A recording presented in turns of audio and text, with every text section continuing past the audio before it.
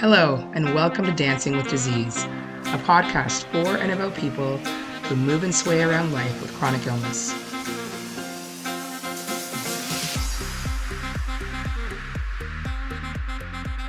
My name is Jerry Ugalde, and I am the host of this podcast. This morning, as I was getting ready to get on here, I thought of the rituals that we go through to go out. I remembered when I was 18 reading about layering perfume.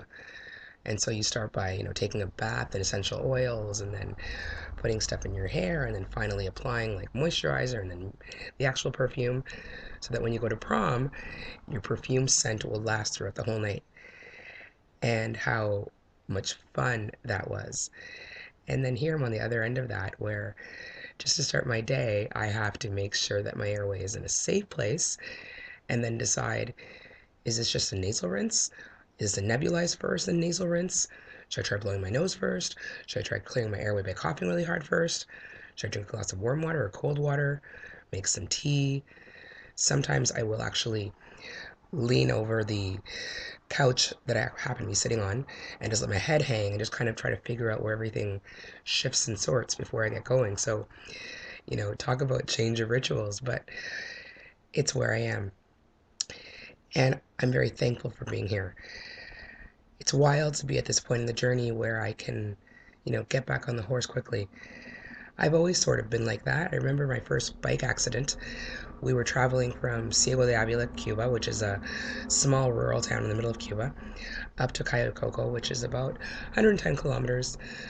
For you Americans, I'm going to say maybe that's about 60, yeah, about 60 miles and change.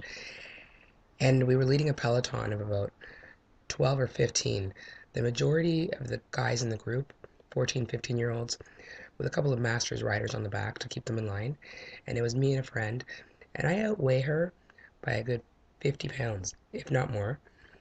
Plus, her bike at the time weighed like 2 pounds to my 18. So I had a lot of weight on her.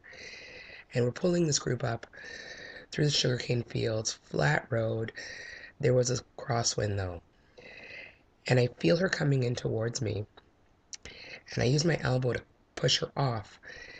And just when I think that she's stable, I grab, my handlebars again, and I celebrated too soon. Next thing I know, we're all slanting sideways, skidding across the roadway, and the whole crew goes down. And you just kind of get up and survey the mess. Like literally, everybody went down, and of course the kids in the back were just spacing out, or else they could have stopped. But so I'm walking around and I look at one of the master's riders and I say, "Dude, give me your bike." And he's like, "This is a track bike, which means it's fixed gear and the pedals just keep going." And I said, "I don't care, give me your bike." And I took his bike and I got on it and I rode up, a couple hundred meters, and I rode back, gave him back the bike, took a breath and said, "Okay, now I'm ready." He said, "What?" And I said, "I just didn't want to get all freaked out about that huge crash. It's like getting back on the horse." And he's like, "You ride horses?" I was like, "No, I don't even know why I did that, but I did, and now I'm ready to deal with this." And that's what life with disease has been like for me. The day I was diagnosed, I had never heard of my disease. So when I'm telling my friends about it, and this is back in 2009, so I didn't have a smartphone and I wasn't able to Google my symptoms right then, thankfully. My friends did though, and they were writing back and they were like, "Oh my God, Jerry, it says you're gonna die." I was like, "What?" So of course I get home later and check it, and I realized that there's also a gazillion other symptoms that I don't have. So I was like, you know what? Maybe I'm not gonna die. But being back in the doctor's office the day that she told me she confirmed my diagnosis was the strangest thing in the world because she came to my room after doctor's hours. Normally they're gone by about 5 o'clock, and it was definitely after 5:30. And I feel like she stayed forever. Honestly, she might have been there for 5 minutes, but to me, she was there for hours. And I just kept looking at her, looking at her name badge, which to this day I have no idea what her name is, looking out the window. It was the end of November, just one of those dark kind of days. Thankfully, I had a window and I could look out, because let me tell you, when you get to the hospital, do anything you can to get the window seat. Kind of like the plane, I guess. Um, and I'm staring out, just hearing the words and doctor's visits and specialists and I had a blood clot in my leg as well. She was talking to me about blood specialists and high risk pregnancy. And my brain was swirling. She gave me a note, or, those doctor scripts, and said, you're going to be discharged tomorrow, so you need to make sure to call this doctor and follow up. And that was it. They let you go the next day after 15 days in hospital, a million tests done to you, some of them very invasive, and that's it. Off you go with this crazy word you can't pronounce. Go ahead, start your life. How do you do that? How do you start? I honestly think that if I did not have an infant at that time, I might have stayed in bed longer each day. But the fact that I couldn't hold my son, for me, was the motivation to get up each day. My husband had moved us to my mom's house because we had mold in the upper corner of our bathroom on the flat that we lived at. And he thought that's what made me sick. And then, of course, having a baby, he's like, this is dangerous. We're getting out of here. So he had emergency, evacuated us while I was in hospital. And we were staying at my mom's. Thankfully, from the bedroom to the bathroom was maybe 2 meters. So that was my first goal. Get yourself to the bathroom. Second goal, get yourself to the kitchen. Third goal, be able to feed yourself. I was able to obviously lift a fork to my mouth, but even just in the sense of opening the fridge, pulling out the food, because all I wanted to do was hold Gavin. And those boys, that's all I ever want to do. All I ever want to do is be able to have fun and play and jump and run with them. And if you follow the life that I post on Instagram and Facebook, and that I even blog about, they are the center of my universe. I'm no different than most parents. I didn't expect to be this kind of mom. I kind of thought I'd be able to schlep them off a lot easier, but they're awesome, and I just want to be with them all the time. So my son was what pulled me up through diagnosis. But it's a bizarre world. There are so many feelings swirling through your head. If you recognize the disease, you've got one set of issues because you're scared. If you don't, you're looking at the doctor going, what? I don't even know what you're saying. How do I even start to live a life when I don't even understand what it looks like? And yet somehow we do. We all do. Being diagnosed with a disease is not much different than being given really bad news. The difference, of course, for us is that we get the remnants of this bad news for the rest of our lives. I don't know why I say that with a smile. I think it's because, as I said in my first post or episode, this isn't a blog, that we learn every day. We get stronger and stronger, and the lessons that we learn from one day to the next take us forward. For me, the big challenge is to make sure that I don't repeat mistakes. So, for example, there's a certain time of the day after which I can't have any sweets. It's kind of like caffeine. Can't have coffee after 4. I can't have sweets after 7. I can drink alcohol, and I do, but I'm very careful about when, and I watch the quantities over the week. And I know to preemptively clean my airway. So I can kind of feel okay, but I'm like, you know what? It's been about 24 hours that I haven't saline rinsed, or I haven't used a nebulizer, and I get a little bit cocky. I'm like, maybe it's going away. No, dodo bird. It's not going anywhere. It's your body's having an extra special day of being clear, but don't fool yourself. Stay on top of it. It'll all be fine as long as you do your ritual. So, for you out there living in chronic illness land, what's your ritual?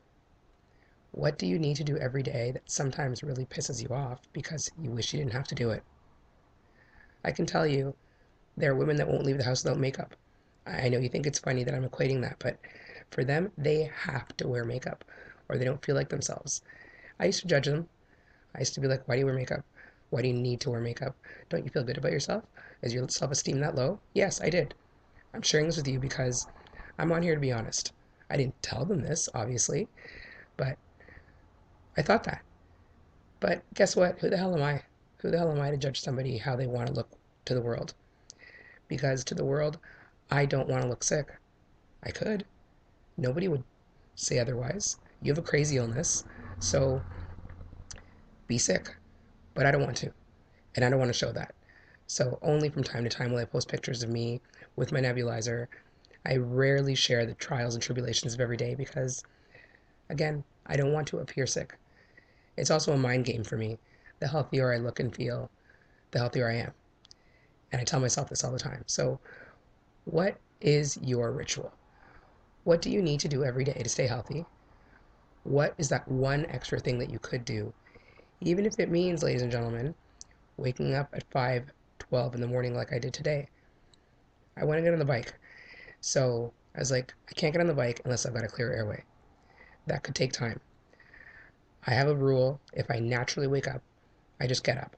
Again, within reason. But today is an easy day and I have the time to be tired later. I could even catch a nap at work. Nobody will know. So find the ritual, write it down, experiment. What needs to happen first or second?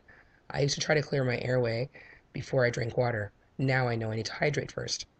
And that's for everybody. When you wake up in the morning, just have a glass of water and don't think about it. Find the ritual.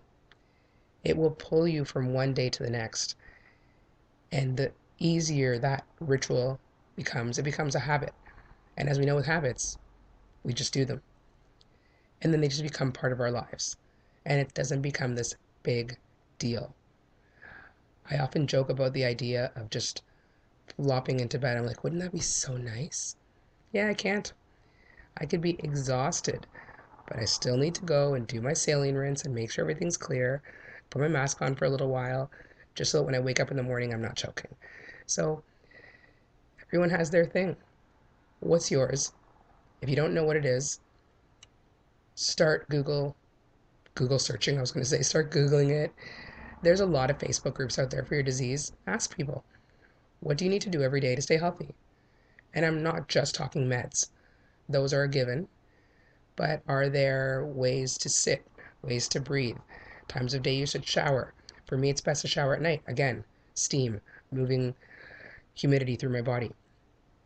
Everyone has a different ritual, so if you can find yours, nail it in, it becomes your new normal, and off you go. Is it simple? No. Is it easy? No. But we do what we have to do. And if you're newly diagnosed, you don't have a ritual. That is completely okay. Right now, your head is spinning and you're trying to digest and deal with all of this new reality. Big suggestion, write. If you can't write, text. Get those thoughts and feelings out of your head so you can see them because they're real. And over time, things will come back to you and you can start to sort it out later. Right now, it's all feeling, it's all raw. One of the first things I did when I came home and started to kind of feel like I could do things for myself was I searched healing music on YouTube and I would listen for hours and hours, these vibrational sounds. Some of them were annoying and I would find the next one. When I found one that worked, I'd lie down and listen.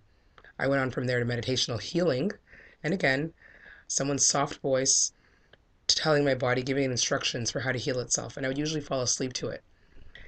From there, I went on to Louise Hay, You Can Heal Your Life. It's a wonderful book. Honestly, they should just give it to you in the hospital when you're diagnosed and sent home.